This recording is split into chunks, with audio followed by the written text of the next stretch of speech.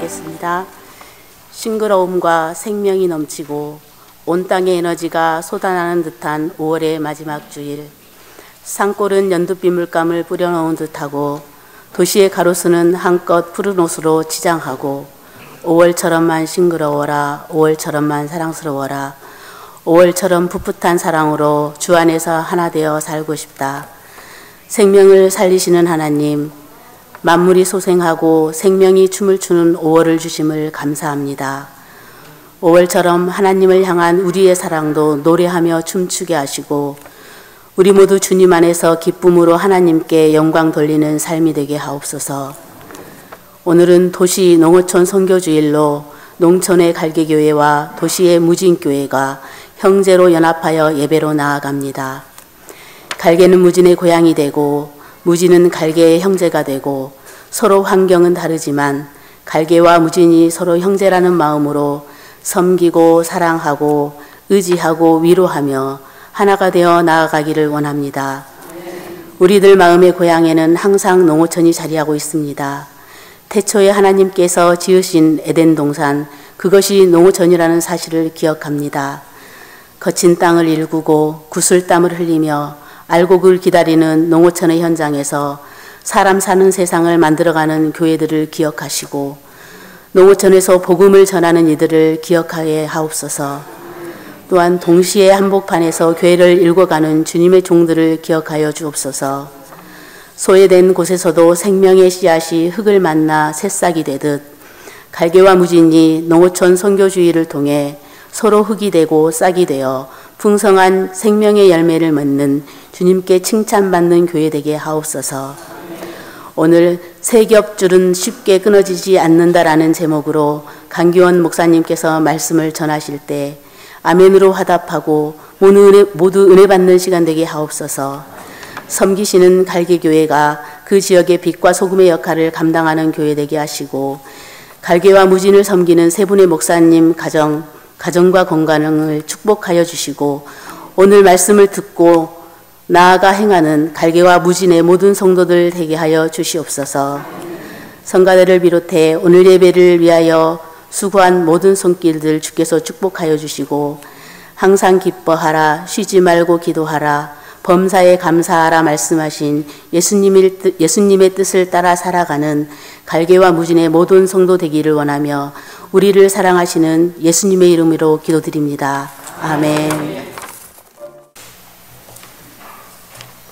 전도서 4장 9절부터 12절 교독하겠습니다. 두 사람이 한 사람보다 나음은 그들이 수고함으로 좋은 상을 얻을 것임이라.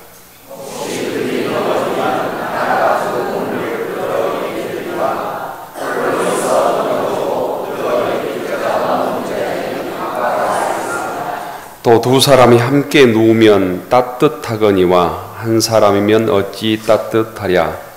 한 사람이면 패하겠거니와 두 사람이면 맞설 수 있나니 세 겹줄은 쉽게 끊어지지 아니하느니라. 아멘. 감사드립니다.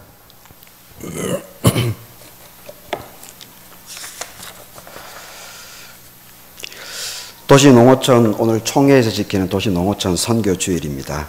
예배에 참석하신 우리 광주무진교회 교우들 그리고 갈개교회 교우들 위해 하나님의 은혜가 함께하기를 기도하겠습니다.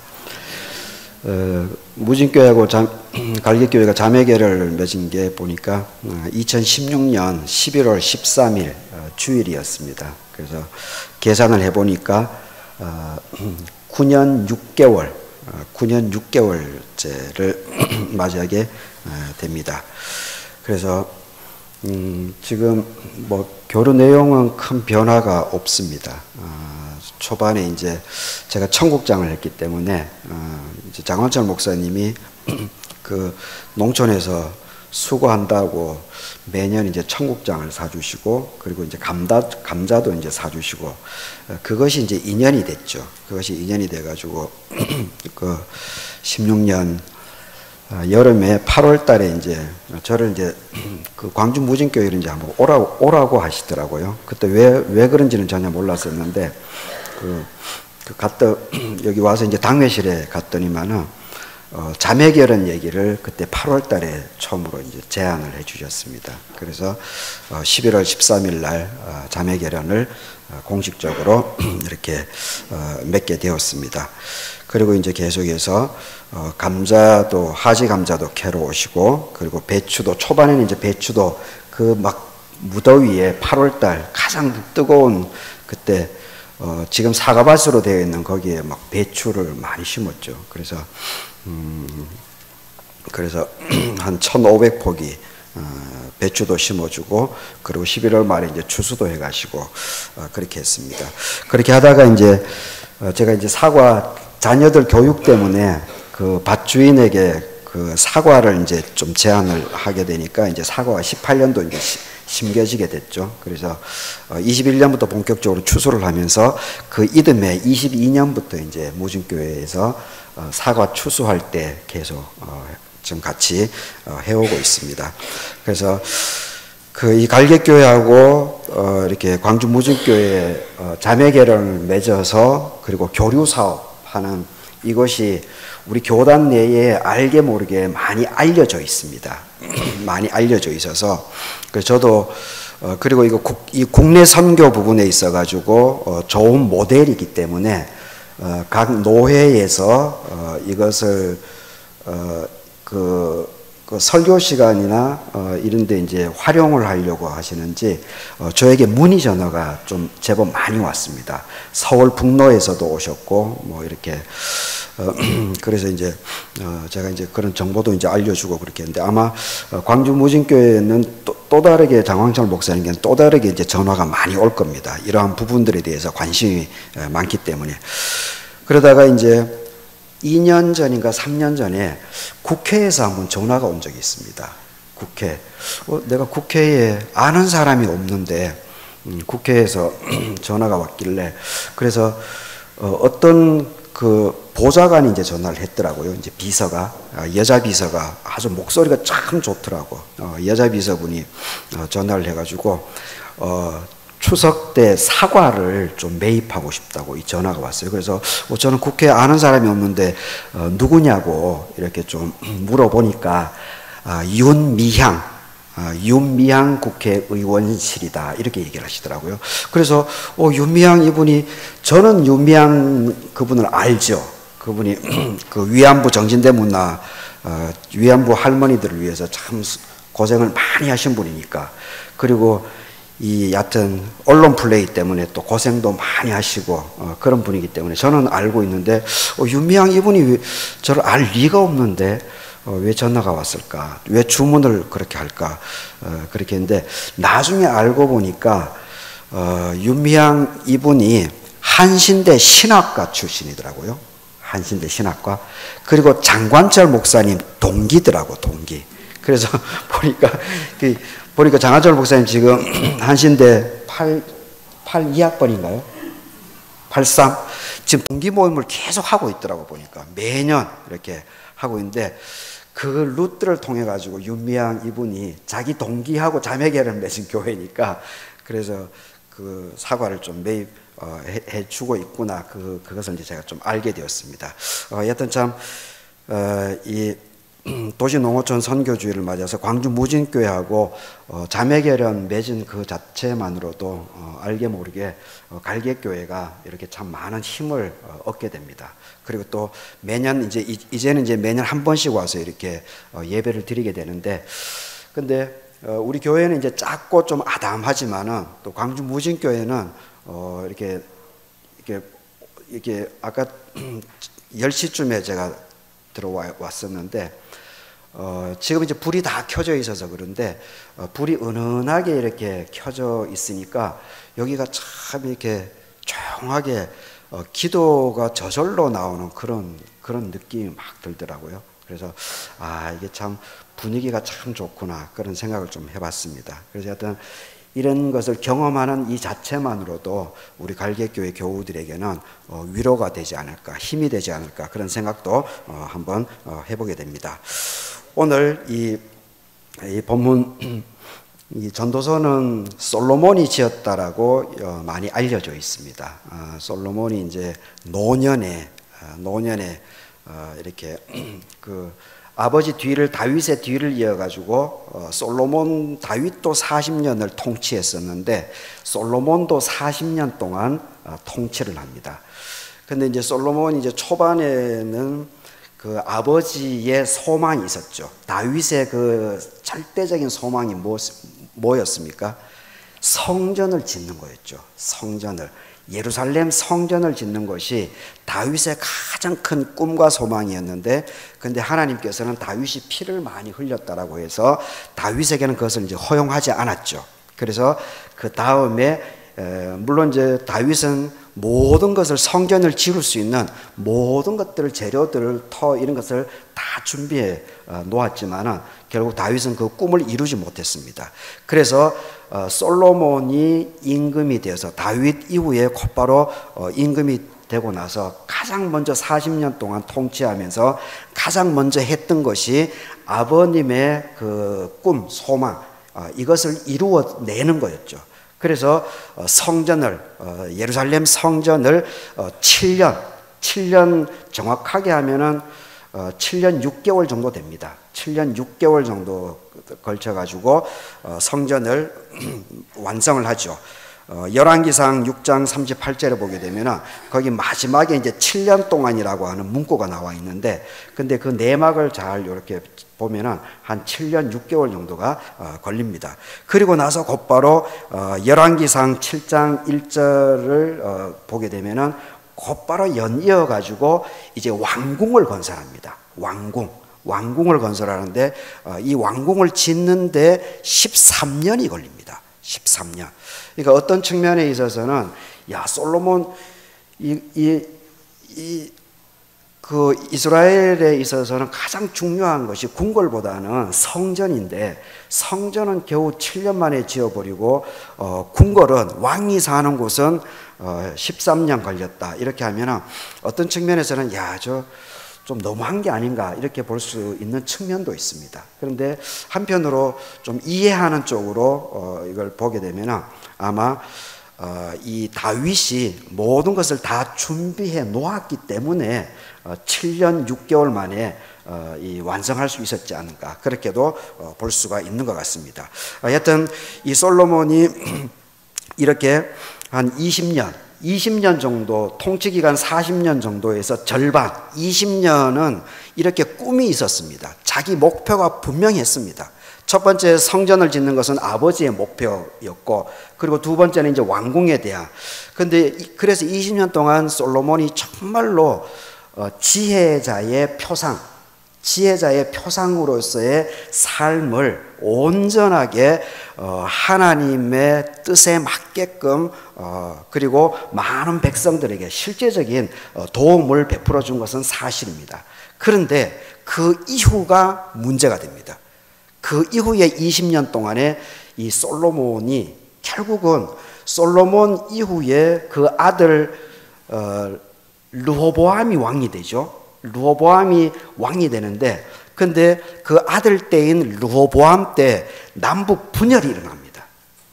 이스라엘 12지파 이스라엘이 남유다하고 베냐민 지파의 남쪽 유다하고 그리고 북쪽의 10지파, 이것이 쫙 나눠져 버립니다. 그게 솔로몬이 죽은 다음에 르호보암 시절의 그 일입니다. 참 이게 안타까운 거죠. 그런데 이 시가 솔로몬 40년 통치 기간 중에 20년 동안이 아니고 그 이후에 20년 동안, 거기에 이 죄의 싹, 분열의 싹이 그때 움터나기 시작합니다. 그래서 이제 그 열왕기상 11장 1절에 보게 되면 솔로몬 왕이 바로의 딸 외에 이집트하고 정략 결혼을 했죠. 이집트하고 정략 결혼을 했는데 그 이외에도 이방인의 많은 여인을 사랑했다. 그래서 그 주변에, 이스라엘 주변의 나라들의 이름이 다 나옵니다. 모압, 암몬, 에돔, 시돈, 헷 여인. 이렇게 정략 결혼으로 아버지 다윗은 힘과 자기 독자적인 힘으로 이 나라를 유지했었는데, 이 솔로몬은 이 국방력을 강화해가지고 사람들의 정신무장을 시켜서 이게 국력을, 이 나라를 지속시키는 것이 아니고 정략적으로 결혼을 해가지고 이 나라의 영토하고 이것을 유지하려고 하니까 여기서 이제 문제가 생기는 겁니다. 그래서 이 11장, 열왕기상 11장 3절을 보게 되면은 어떤 지경까지 몰리게 되는가 하면은 왕은 후궁이 700명이다. 이스라엘 그 땅덩어리가 넓지 않죠. 그런데 임금이라는 자가 후궁이 700명이나 됩니다. 후궁이. 그리고 첩이 300명. 이 궁궐 안에 자기 여자가 1000명이나 됩니다. 1000명이나. 그러니 그래서 이제 4절에 보게 되면은, 열왕기상 11장 4절에 보게 되면은, 솔로몬의 나이가 많을 때에 그의 여인들이 그의 마음을 돌려서 다른 신들을 따르게 했다. 이렇게 나옵니다. 여기서부터 이제 분열의 싹이, 죄의 싹들이 그때 20년 동안 움터나기 시작합니다. 그리고 자기가 죽고 아들 르호보암 때 이것이 현실로 드러나게 됩니다. 그래서 우리가 어떤 축복을 받았을 때에, 복을 받았을 때에 우리가 더욱더 겸손하고 그리고 더욱더 베풀어야 됩니다. 움켜지면은 그때부터 죄악의 싹이 눈에는 보이지 않습니다. 현실적으로 드러나는 것이 벌써 20년이나 걸립니다. 그래서 우리가 평소에 평안하고 좋은 일이 많아지고 그리고 안락한 삶을 살아갈 때 더욱더 베풀어야 됩니다. 베풀어야 되고 그리고 어려운 주변 사람들을 나누어 줘야 됩니다. 돌봐줘야 됩니다. 그렇게 할 때 이 복의 싹이 계속해서 대를 이어서 나가게 되어 있습니다.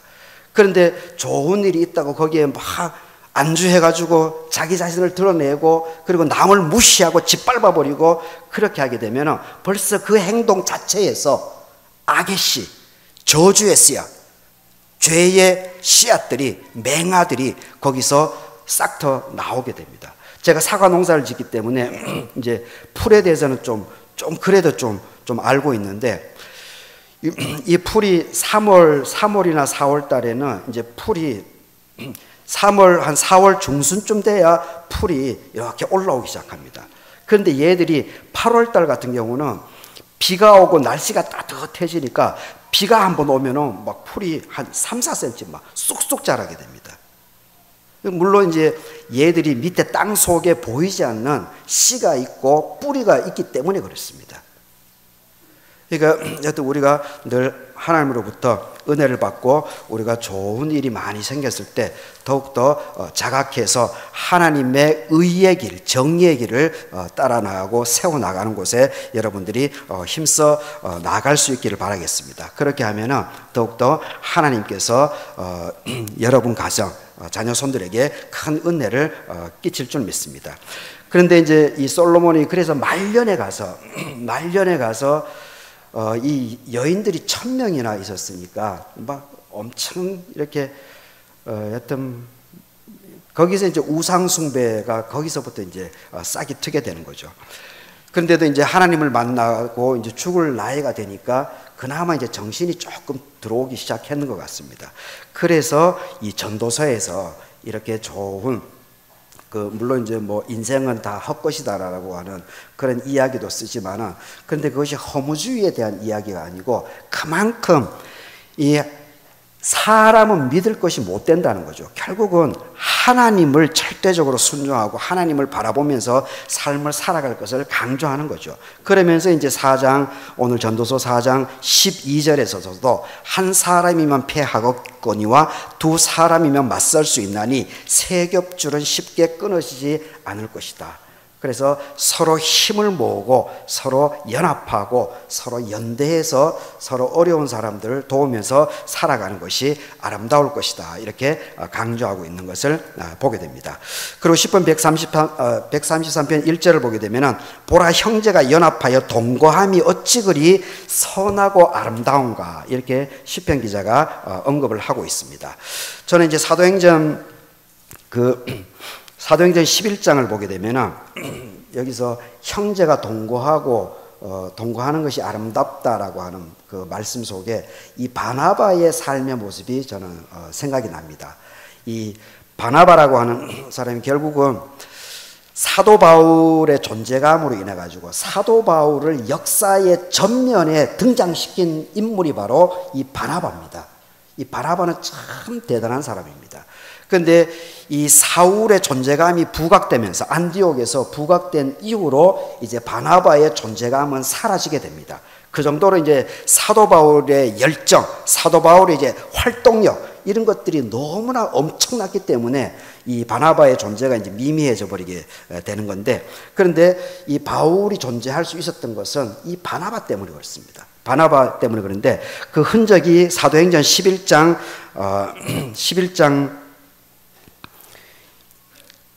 25절에 사도행전 11장 25절에 그 증거가 나와 있는데, 이 바나바가 예루살렘 교회 스데반 집사의 핍박으로 인해 가지고 사람들이 막 뿔뿔이 흩어지면서 그래서 안디옥 교회에 사람들이 늘어나기 시작합니다. 안디옥 교회에 사람들이 늘어나기 시작하는데, 그래서 예루살렘 교회에서 그 목사로 이 바나바를 보냅니다. 안디옥으로 보내는데, 그 바나바가 그 안디옥 교회에서 목회를 하다 보니까 사도 바울이 있지, 이 바울이 있어. 야, 바울이 여기 와서 같이 목회하면은 이 안디옥, 야, 여기가 참 잘 될 거야. 이런 생각을 하게 됩니다. 그래서 이제 25절에 보게 되면은 바나바가 사울을 찾으러 다소에 갔다. 이렇게 나옵니다. 그리고 26절에서 다소에서 만난 거죠. 다소에서 만남에 안디옥에 데리고 와서 둘이 교회에 1년간 모여 있어서 큰 무리를 가르쳤고 안디옥에서 비로소 그리스도인이라 일컬음을 받게 되었다. 라고 사도행전 11장에 정리가 되어 있습니다. 이게 아주 중요한 기록입니다. 바로 우리는 일반적으로 사도 바울이 다마색 도상에서 변화가 일어난 이후에 곧바로 쓰임을 받았다라고 많은 사람들은 착각을 합니다. 그러지 않습니다. 핍박을 받고 그렇게 했기 때문에 죽음의 위협도 당하고 했기 때문에, 그리고 사도 바울이 의기소침해졌습니다. 의기소침해져서 더 이상 자기가 뭘 해야 될 줄을 몰랐던 시기가 있습니다. 그래서 이 좌절되고 낭망하고 이렇게 했기 때문에 자기 고향이었던 이 다소, 터키 지역이죠. 이 다소의 자기 고향에 가 있었습니다. 일을 할 수 있는 힘이 없었으니까. 그래서 거기서 기본적으로 10년 동안 침묵 기간이 있습니다. 침묵 기간. 거기서 자기 내면을 들여다본 거죠. 그리고 거기서 하나님께 기도하고 성경을 연구하는 과정 속에서 더 깊어지고 폭이 넓어진 겁니다. 그리고 더 단단해졌습니다. 이 사도 바울의 이 다소의 10년의 이 기간을 절대 잊으면 안 됩니다. 이 이후에 다마색 도상에서 예수 그리스도의 만남의 이 사건도 중요한 것이지만 다소에서의 10년의 칩거 생활, 이것도 사도 바울에 있어서는 너무나 중요한 시기입니다. 이 고난의 칩거 생활, 자기 혼자 깊어지고 자기 혼자 기도하고 성경을 보고 세상 돌아가는 것을 연구한 시간이 10년입니다. 그때에 바로 바나바라고 하는 사람이 사도 바울의 존재감을 알기 때문에 사도 바울을 찾아온 겁니다. 이거는 삼고초려의 그 유비가 제갈량을 찾아가는 거하고 저는 비슷하게 봅니다.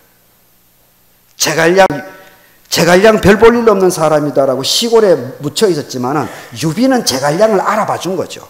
그래서 3번이나 가지 않습니까? 3번이나 가서 나와 같이 도와주자고, 나를 좀 도와주자고.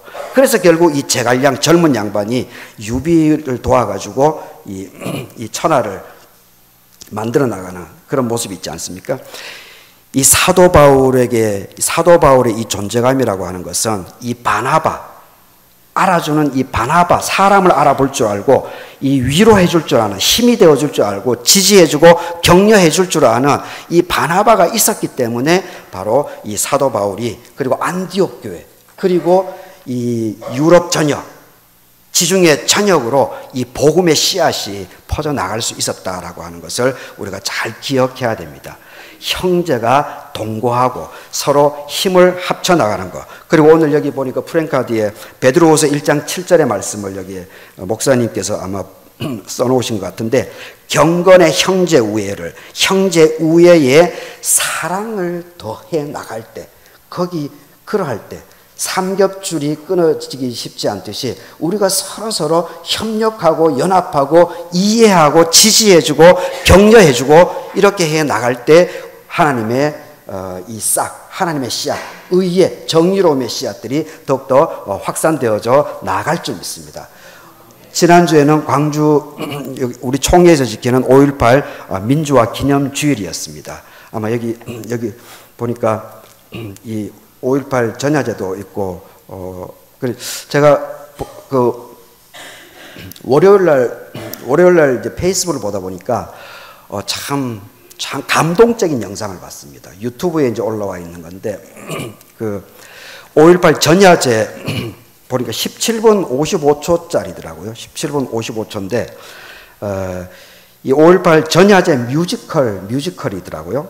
프로젝트 광장이 어딘지는 모르겠는데, 하여튼 프로젝트 광장에서 했다라고 거기 자막에 나오는데, 그 제목이 봄의 겨울, 겨울의 봄, 이런 제목으로 뮤지컬 한 20명이 나와가지고 하는데, 하여튼 12.3 계엄 선포 초반에 그 대사들이 막 나와가지고 12.3 계엄 선포에서부터 그리고 5.18 광주 민주항쟁의 그 내용까지를 쫙 이렇게 뮤지컬로 너무 감동받았습니다.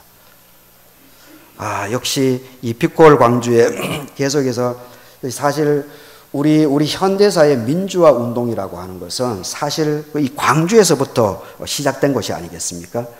사실은 제가 경북 안동 사람인데 박정희 대통령이 권력 잡기 전까지만 하더라도 사실 대구라고 하는 것은 한국의 모스크바라고 얘기를 했습니다. 경상북도를 만만하게 보면 안 됩니다. 거기가 모스크바였습니다. 대구가.